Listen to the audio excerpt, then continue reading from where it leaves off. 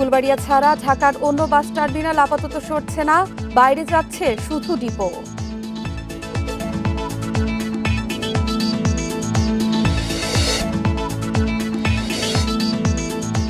সরকার পরিচালনায় অংশ হতে চান বিএনপির জোট সঙ্গীরা, নানা রাজনৈতিক ইস্যু নিয়েও আলোচনা।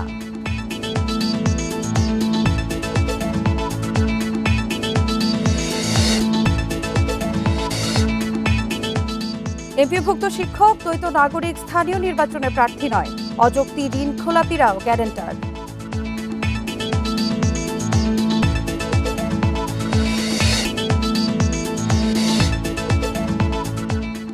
দেশে দারিদ্র্য ও অসচেতনতায় থামছে না বাল্যবিবাহ, 18 বছরের আগেই বিয়ে 56% মেয়ের।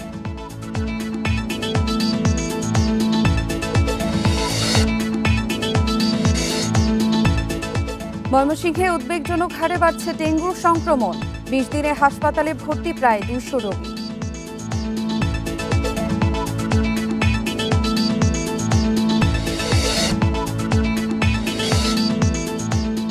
রংপুর লালমনিরহাট আঞ্চলিক সড়কে ধস, ভাঙাচোরা সড়কে ঝুঁকিপূর্ণ চলাচল, দুর্ঘটনার আশঙ্কা।